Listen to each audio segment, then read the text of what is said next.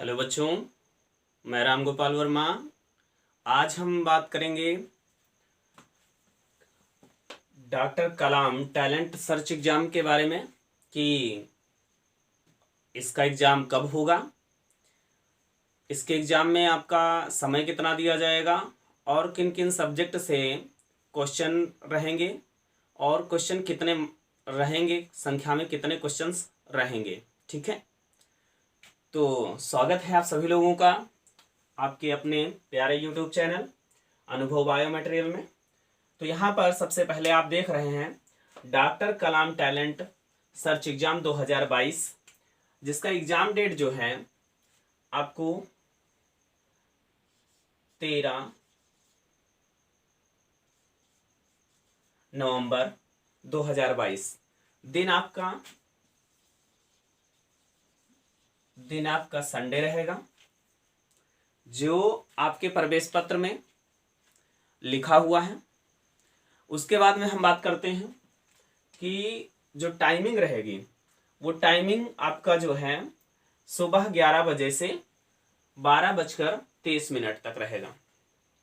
इसके बाद में हम बात करते हैं कि जो क्वेश्चंस आने वाले हैं वो कितने रहेंगे। तो क्वेश्चंस जो संख्या में रहेंगे वो आपके 100 रहेंगे। ठीक है, क्वेश्चंस कितने रहेंगे? 100 रहेंगे।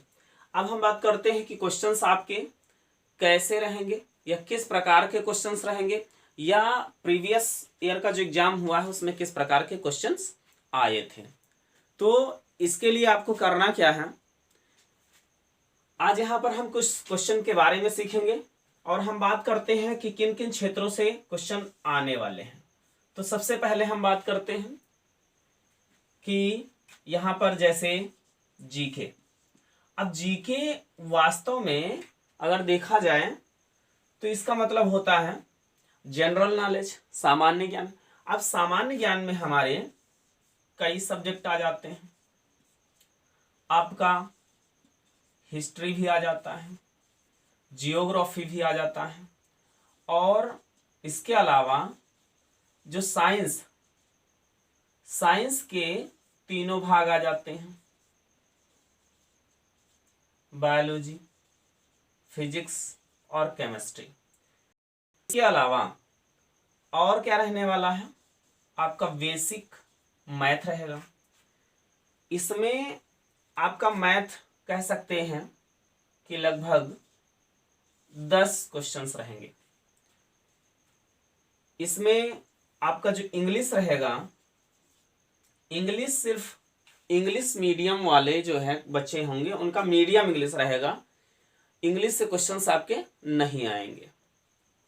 अब हम बात करते हैं कि देखिए हिस्ट्री हो गया, जियोग्राफी हो गया, मतलब इतिहास, भूगोल, विज्ञान में बायोलॉजी, फिजिक्स, केमिस्ट्री और मैथ के क्वेश्चंस आने वाले हैं। अब इसके बाद में हम बात करते हैं कि कौन कौन से क्वेश्चन आ सकते हैं या किस प्रकार के क्वेश्चंस आ सकते हैं। तो यदि आप लोगों ने अभी तक वीडियो को जो है देखना स्टार्ट किया है और आप चाहते हैं कि ये सीरीज हम लोगों को मिलती रहे, तो आप चैनल को सब्सक्राइब कर लें, ताकि जो पार्ट 1 है जो आज हम देख रहे हैं, कंप्लीट वीडियो में हम देखेंगे कि किस प्रकार से क्वेश्चन आने वाले हैं। आपका पार्ट 2 में इसके अलावा और भी एक सीरीज दी जाएगी जिसमें आपको ये देखना है कि आपके कितने क्वेश्चंस हो जा रहे हैं। ठीक है,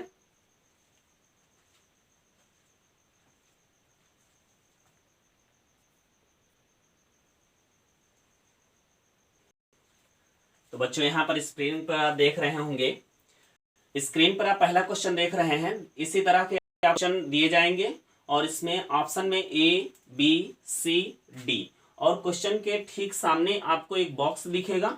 उस बॉक्स में करना क्या है, आप यहाँ पर सबसे पहले क्वेश्चन देखिए, और ये प्रीवियस ईयर का क्वेश्चन है जो इसमें आया हुआ था। जिन बच्चों ने परीक्षा पिछले वर्ष की डॉक्टर कलाम टैलेंट सर्च एग्जाम की परीक्षा जिन लोगों ने दी है, उनसे आप पूछ सकते हैं, ये प्रीवियस ईयर में जो है आए हुए क्वेश्चंस थे। तो अब यहाँ पर हम बात करते हैं कि जो RBI है, रिजर्व बैंक ऑफ इंडिया की स्थापना हुई थी। तो रिजर्व बैंक ऑफ इंडिया की स्थापना किस सन में हुई थी, ये पूछा गया है।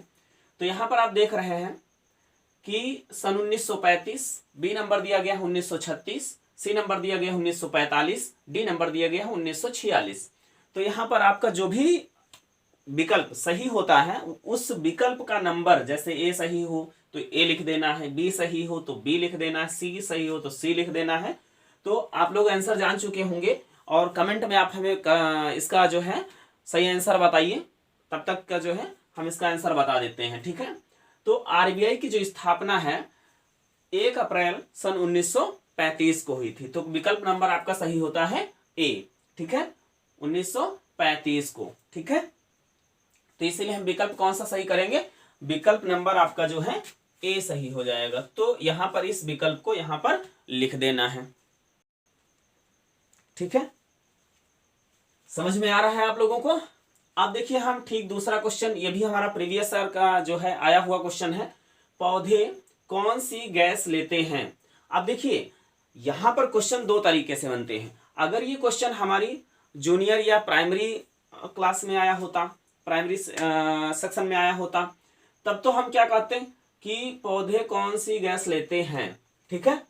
लेकिन अगर ये अपर क्लास में आया तो क्वेश्चन इस तरह से ना करके दूसरे भी रूपों में आ सकता था। तो चलिए कोई बात नहीं, हम क्वेश्चन के अकॉर्डिंग आंसर देते हैं, ठीक है।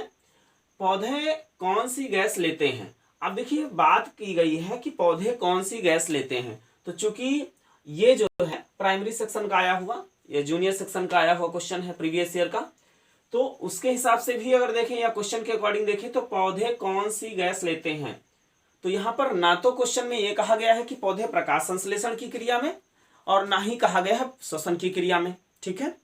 तो बात करते हैं कि इसमें जो है ना तो पूछा गया प्रकाश संश्लेषण की क्रिया में और ना ही श्वसन की क्रिया में, तो ये बात नहीं कही गई है, इसको डिटर्मिनेट नहीं किया गया है।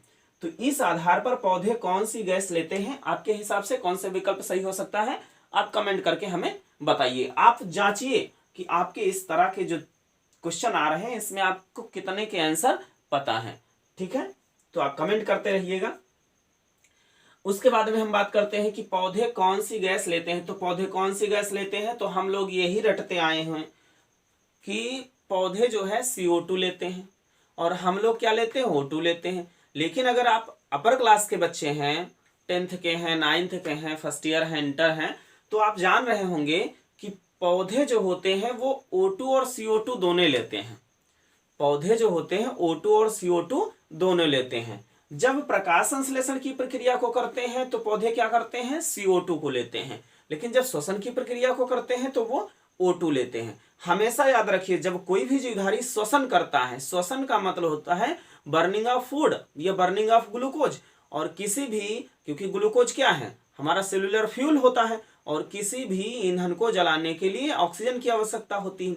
इसीलिए चाहे जो जीवधारी हो हमेशा श्वसन में कौन सा गैस ले जाएगी, ऑक्सीजन ली जाएगी, ठीक है। तो पौधे श्वसन के समय ऑक्सीजन लेते हैं और प्रकाश संश्लेषण की प्रक्रिया के दौरान CO2 लेते हैं, लेकिन इसमें किसी भी प्रकार का डिटर्मिनेशन नहीं है, इसलिए पौधे कौन सी गैस लेंगे, CO2 गैस लेंगे। तो विकल्प नंबर आपका सही होता है बी। तो यहां पर दिए गए बॉक्स में हम लिखेंगे बी।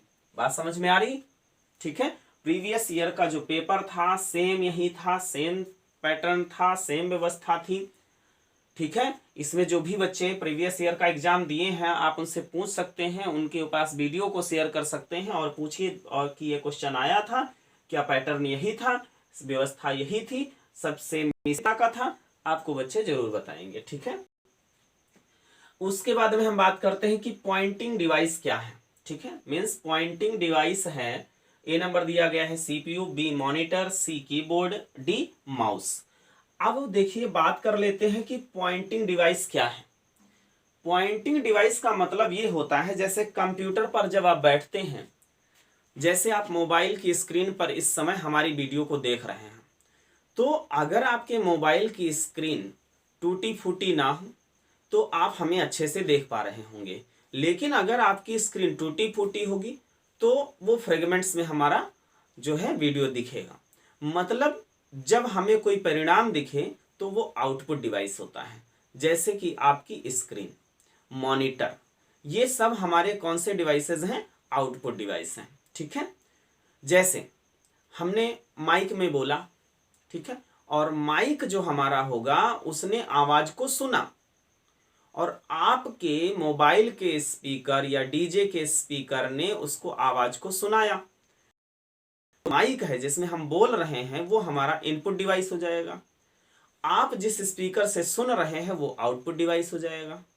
लेकिन ना तो यहां पर इनपुट डिवाइस पूछा गया है और ना ही तो आउटपुट डिवाइस पूछा गया है। लेकिन जरूरी नहीं है कि आने वाले एग्जाम में आपसे पॉइंटिंग डिवाइस ही पूछा जाए, इसलिए हर क्वेश्चन के बारे में हम फुल डिटेल्स के बारे में बात करेंगे ताकि हमारी वीडियो देखने के बाद में आपका पेपर बहुत ही इजी वे से कंप्लीट हो सके।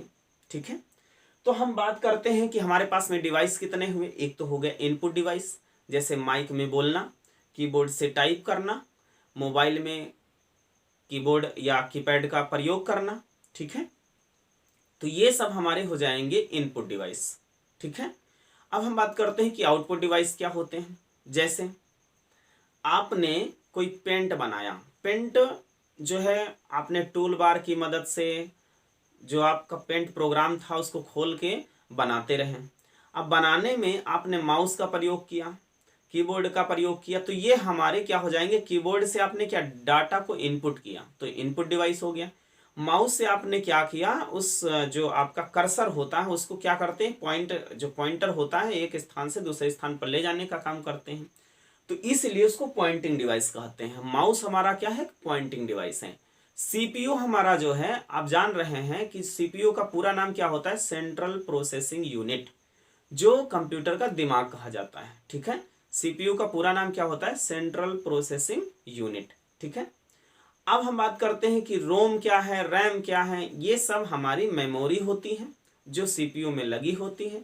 रोम को हम रीड ओनली मेमोरी कहते हैं और रैम को हम रैंडम एक्सेस मेमोरी कहते हैं। ठीक है, अब देखिए यहां पर आप समझ चुके होंगे कि जो पॉइंटिंग डिवाइस है, सीपीयू तो हमारा सेंट्रल प्रोसेसिंग यूनिट है क्योंकि कंप्यूटर का दिमाग इसको कहा जाता है। ठीक है, मॉनिटर हमारा आउटपुट डिवाइस हो गया, कीबोर्ड हमारा इनपुट डिवाइस हो गया, तो बचता कौन है, माउस। माउस हमारा क्या है, आपका input device, sorry pointing device है, क्योंकि इससे हम क्या करते हैं, कर्सर को स्क्रीन पर एक स्थान से दूसरे स्थान पर ले जाने का काम करते हैं। तो विकल्प नंबर आपका सही होगा डी, तो यहां पर हम डी को लिख देते हैं। वीडियो आपको समझ में आ रही है, क्वेश्चन आपको समझ में आ रहे हैं, क्वेश्चन का पैटर्न, क्वेश्चन का लेवल आपको समझ में आ रहा होगा। जी के यानी कि जो भी हमारा कलाम टैलेंट सर्च एग्जाम में जो पेपर होने वाला है, जो क्वेश्चन होने वाला है, वो इसी बेस पे आते रहेंगे। आप हमारे सिर्फ 4 पार्ट इस सीरीज में जो आने वाले जो 4 पार्ट हैं उनको बेहतरीन तरीके से देख लीजिए, आप आराम से उस पेपर को कर सकते हैं, उसका सिलेबस समझ सकते हैं, उसका लेवल समझ सकते हैं। ठीक है, अगर अभी तक आपने हमारे वीडियो को जो है लाइक नहीं किया है तो लाइक नहीं करिएगा, अगर वीडियो अच्छी लगती है तभी लाइक करिएगा। लेकिन हमें जो आने वाली जो ये हमारी सीरीज नंबर 1 होगी, यहाँ पर आप देख लीजिए ये हमारा पार्ट 1 है और इसी प्रकार से हमारे 4 पार्ट होंगे। 4 देखने के लिए क्या करेंगे, चैनल को आपको सब्सक्राइब करना पड़ेगा, नहीं तो फिर वीडियो अगर हम अपलोड कर दिए तो आपके पास में इसकी सूचना नहीं पहुंचेगी, नोटिफिकेशन नहीं पहुंचेगा। तो नोटिफिकेशन पहुंचे इसके लिए आप हमारे चैनल को सब्सक्राइब करें। अब देखिए ये वीडियो अगर आप अनुभव बायो मटेरियल यूट्यूब चैनल पर देख रहे हैं, ठीक है, तो ठीक बात है। अगर यह वीडियो आप इंडिया की नई सोच पर देख रहे हैं तो आप किसी भी हमारे यूट्यूब चैनल पर अगर देख रहे हैं तो उसको शेयर जरूर करिए, ताकि जिन बच्चों ने इस डॉक्टर कलाम टैलेंट सर्च एग्जाम में या प्रतिभा कोच में परीक्षा में जो है तैयारी कर रहे हैं उनको अपना लेवल पता चल जाए और क्वेश्चन का लेवल पता चल जाए। ठीक है, तो फिर आगे हम बात करते हैं। क्वेश्चन नंबर 4 देख रहे हैं यहाँ पर, पृथ्वी दिवस मनाया जाता है। अब यहाँ पर क्या पूछा गया है कि पृथ्वी दिवस कब मनाया जाता है, तो आपके पास में 4 विकल्प हैं, 22 अप्रैल, 24 अप्रैल, 22 मई, 24 मई। अब देखिए पृथ्वी दिवस कब मनाया जाता है, ठीक है, तो हम कैसे याद रखेंगे, आपने कहानी सुनी होगी, ठीक है, आपने कहानी सुनी होगी बुजुर्ग लोगों से कि पृथ्वी जो है ऐसा माना जाता है कि जब भूकंप आता है तो जो हमारी पृथ्वी है वो गाय माता के सींगों के ऊपर है। ठीक है। ऐसी कहानियां हम लोगों ने सुनी हैं कि जो हमारी पृथ्वी है वो गाय माता के सींगों के ऊपर टिकी हुई है, और जब गाय माता जो है एक सींग से दूसरी सींग पर जो है पृथ्वी का जो है बैलेंस बनाती हैं या खिसकाती हैं, या हम कह सकते हैं थोड़ा सा हिलाती हैं, या बैलेंस करने के लिए इधर उधर खिसकाती हैं, तो जो हमारे बुजुर्ग लोग थे वो क्या कहते थे कि अब गाय माता जो है सींगों से जो है पृथ्वी का बैलेंस कर रही है या सिर को हिला रही है, इसलिए भूकंप आ रहा है। ठीक है। तो अब आप देखेंगे जो सींग होती है वो सींग गाय के ऊपर होती है, सिर के ऊपर होती है। तो ऊपर से हम याद रखेंगे कि अप्रैल, ऊपर से हमें याद आना चाहिए कि अपर, और अपर से क्या हो जाएगा अप्रैल। ठीक है, क्या याद आ जाए अप्रैल। अब देखो यहाँ पर 22 भी है और 24 भी है। ठीक है, 22 भी है और 24 भी है। तो अगर आप देखें कि सिंहों का रूप कुछ ऐसा ही होगा, आप सिंहों का रूप अगर देखें तो ये ऐसे होगा, इसको थोड़ा सा इधर घुमाना पड़ेगा, सिंह जैसा कुछ दिख रहा है कि नहीं दिख रहा। यहां पर पृथ्वी है। ठीक है, तो अब देखिए पृथ्वी किसके ऊपर है, इस 22 के ऊपर है। ठीक है, 22 क्या है, गाय की सींघें हैं और इन सिंहों के ऊपर है, तो सींघें हो गई और सिंहों के ऊपर है मतलब अपर है, तो अप्रैल हो गया। तो विकल्प आपका सही होगा 22 अप्रैल, मीन्स विकल्प नंबर सही होता है ए। ठीक है, विकल्प नंबर ए। तो यहां पर आप 4 क्वेश्चन हल किए हैं और आपको अब बहुत आसान तरीके से समझ में आ गया होगा, आप को ये सेटिस्फैक्शन मिल गया होगा कि हाँ अब हमें पता चल गया है कि किस प्रकार से हमारे क्वेश्चंस आने वाले हैं। ठीक है, तो आपके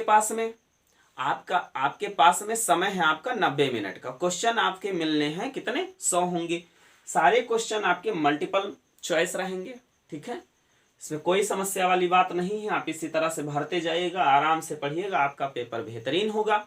और इसके बाद में हम बात करते हैं, थोड़ा सा 4 क्वेश्चंस और देख लेते हैं, फिर अगले हम पार्ट 2 में देखेंगे। ओके,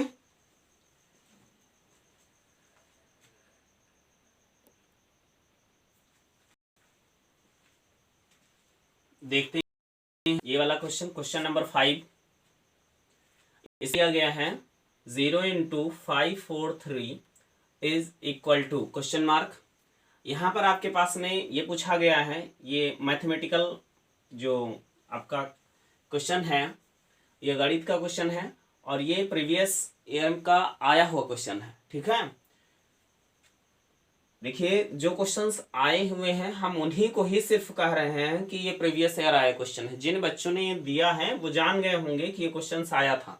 ठीक है, ये जूनियर सेक्शन में क्वेश्चंस आया था। ठीक है, तो यहाँ पर आपके पास में इसका आप क्या करेंगे, इसका सॉल्यूशन जो है हल करने के बाद में इसका आपके पास में 4 विकल्प दिए गए हैं, 0 है, 1 है, 5 4 3 और यहाँ पर 0 1 दिया गया है। तो इसमें से आपका कौन सा सही है, देखिए 0 का गुणा 5 4 3 या 5 4 3 का गुणा 0 से कराएंगे तो उसका आंसर क्या आएगा। ठीक है, इसका आंसर आएगा, जब किसी भी संख्या का 0 से गुणा करा देते हैं तो हमेशा 0 ही आता है। तो विकल्प नंबर आपका कौन सा सही हो जाएगा, ए नंबर सही हो जाएगा। ठीक है, फिर इसके बाद में हम बात करते हैं कि मानव 6 नंबर क्वेश्चन है, मानव नेत्र की न्यूनतम दूरी।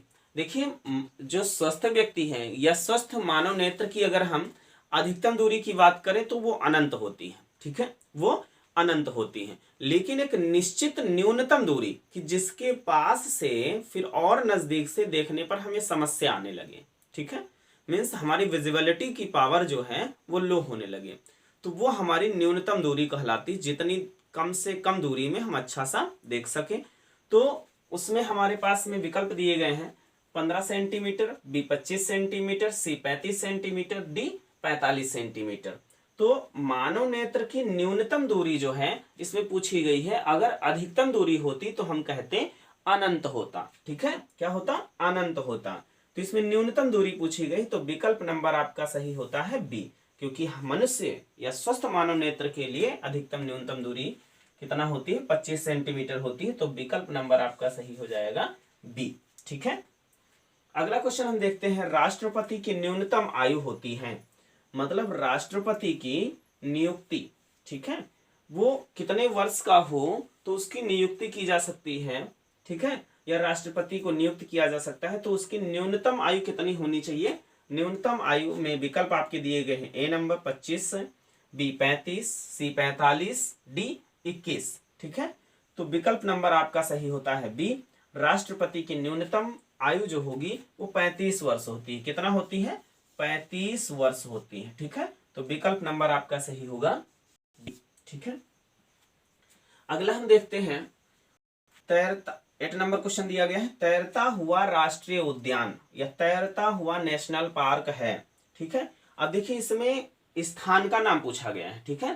तैरते हुए नेशनल पार्क पूछा गया है, तैरता हुआ राष्ट्रीय उद्यान है, ठीक है, मतलब कहाँ पर है, कौन सा है ये नहीं पूछा गया है, ठीक है। तैरते हुए नेशनल पार्क का नाम क्या है, काबो लामजाओ। क्या नाम है, काबो लामजाओ। अब हम बात करते हैं कहाँ पर या किस राज्य में पाया जा रहा है या किस राज्य में स्थित है। तो अरुणाचल, उत्तराखंड, मणिपुर, गुजरात, ठीक है। अब देखो गुजरात में आपने गिर राष्ट्रीय उद्यान के बारे में सुना होगा। गुजरात जो है उसमें कौन सा है, बहुत ही फेमस गिर राष्ट्रीय उद्यान है, ठीक है। किसके लिए फेमस है, गिर राष्ट्रीय उद्यान। उसके बाद में हम बात करते हैं कि जो अरुणाचल है, अरुणाचल एक खास बात यह है कि हमारे देश में देखो अरुणचल मतलब जहां सबसे पहले अरुणचल के आता है। अरुणचल का मतलब होता है सूर्योदय जो है सबसे पहले कहाँ होता है, अरुणाचल में होता है, ठीक है। उत्तराखंड की बात करते हैं, ठीक है। उत्तराखंड आपने सुना होगा। इसमें इसमें आप कमेंट करके हमें बताइएगा कि उत्तराखंड का राष्ट्रीय उद्यान जो है कौन सा है, ठीक है। उत्तराखंड जो है का राष्ट्रीय उद्यान कौन सा है। चलिए इसका आंसर हम बताते हैं। तैरता हुआ राष्ट्रीय उद्यान कौन सा है, काबू लामजाओ है, और ये कहां पर स्थित है, मणिपुर में है, ठीक है। तो विकल्प नंबर आपका सही होगा सी, ठीक है। विकल्प नंबर आपका सही होगा सी।